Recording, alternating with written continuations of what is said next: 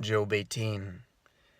Then Bildad the Shuhite responded, "How long will you hunt for words? Show understanding, and then we can talk. Why are we regarded as beasts, as stupid in your eyes? Or who tear yourself, Oh, you who tear yourself in your anger, for your sake is the earth to be abandoned, or the rock to be moved from its place? Indeed, the light of the wicked goes out, and the flame of his fire gives no light. The light in his tent is darkened, and his lamp goes out above him. His vigorous stride is shortened, and his own scheme brings him down. For he is thrown into the net by his own feet, and he steps on the webbing. A snare seizes him by the heel, and a trap shuts on him. A noose for him is hidden in the ground, and a trap for him on the path. All around terrors frighten him, and harry him at every step. His strength is famished, and calamity is ready at his side. His skin is devoured by disease. The firstborn of death devours his limbs. He is torn from the security of his tent, and they march him before the king of terrors. There dwells in his tent nothing of his. Brimstone is scattered on his habitation. His roots are dried below, and his branches cut off above. Memory of him perishes from the earth, and he has no name abroad. He is driven from light into darkness, and chased from the inhabited world. He has no offspring or posterity among his people, nor any survivor where he sojourned. Those in the west are appalled at his fate, and those in the east are seized with horror. Surely such are the dwellings of the wicked, and this is the place of him who does not know God." Chapter 19. Then Job responded, "How long will you torment me and crush me with words? These 10 times have you insulted me. You are not ashamed to wrong me. Even if I have truly erred, my error lodges with me. If indeed you vaunt yourselves against me and prove my disgrace to me, know then that God has wronged me and has closed his net around me. Behold, I cry violence, but I get no answer. I shout for help, but there is no justice. He has walled up my way so that I cannot pass, and he has put darkness on my paths. He has stripped my honor from me and removed the crown from my head. He breaks me down on every side, and I am gone. And he has uprooted my hope like a tree. He has also kindled his anger against me and considered me as his enemy. His troops come together and builds up their way against me and camp around my tent. He has removed my brothers far from me, and my acquaintances are completely estranged from me. My relatives have failed, and my intimate friends have forgotten me. Those who live in my house and my maids consider me a stranger. I am a foreigner in their sight. I call to my servant, but he does not answer. I have to implore him with my mouth. My breath is offensive to my wife, and I am loathsome to my own brothers. Even young children despise me. I rise up, and they speak against me. All my associates abhor me, and those I love have turned against me. My bone clings to my skin and my flesh, and I have escaped only by the skin of my teeth.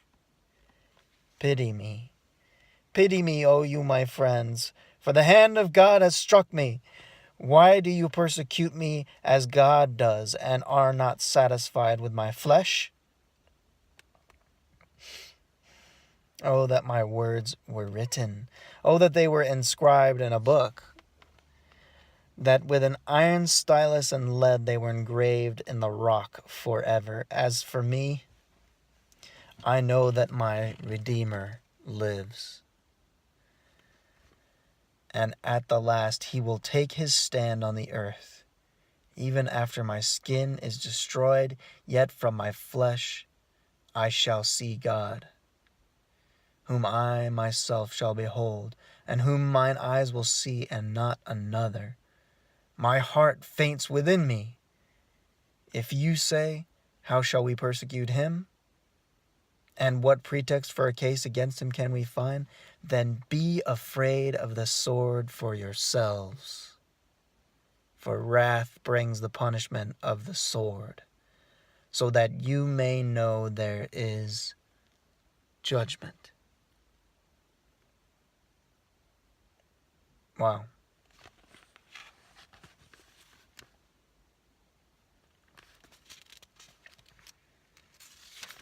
Those prophetic statements.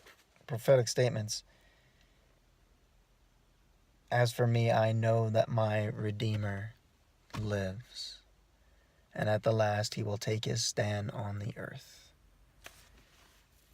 Even after my skin is destroyed, yet from my flesh I shall see God. Speaking in Job 19. Wow, I gotta mark that. That is that's the resurrection. He's speaking of the resurrection. Beautiful. Let's continue on with Zophar, chapter 20 of Job. Wait, where do we leave off? So that you may know there is judgment. Zohar says, the triumph of the wicked is short. Here he goes. Then Zophar, the Naamathite, answered, therefore my disquieting thoughts make me respond. Even because of my inward agitation, I listen to the reproof which insults me. And the spirit of my understanding makes me answer. Do you know this from of old, from the establishment of man on earth, that the triumphing of the wicked is short, and the joy of the godless momentary? Though his loftiness reaches the heavens, and his head touches the clouds, he perishes forever, like his refuse. Those who have seen him will say, where is he? He flies away like a dream, and they cannot find him. Even like a vision of the night, he is chased away. The eye which saw him sees him no longer, and his place no longer beholds him. His sons favor the poor, and his hands give back his wealth.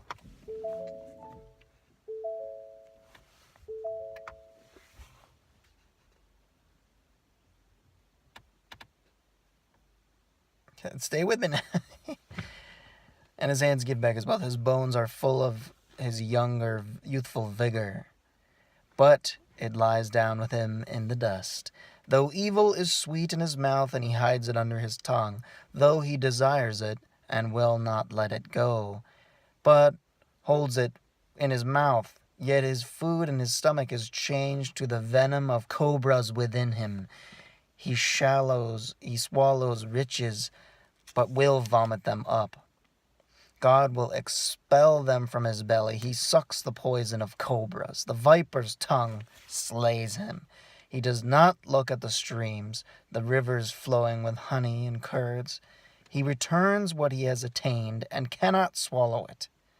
As to the riches of his trading, he cannot enjoy them, for he is oppressed and forsaken the poor. He has seized a house which he has not built. Because he knew no quiet within him, he does not retain anything he desires. Nothing remains to him to devour. Therefore his prosperity does not endure. In the fullness of his plenty he will be cramped. The hand of everyone who suffers will come against him. When he fills his belly, God will send him his fierce anger on him, and it will rain it on him while he is eating. He may flee from the iron weapon, but the bronze bow will pierce him. It is drawn forth and comes out of his back, even the glittering point from his gall. Terrors come upon him. Complete darkness is held in reserve for his treasures. An unfanned fire will devour him. It will consume the survivor in his tent. The heavens will reveal his iniquity, and the earth will rise up against him.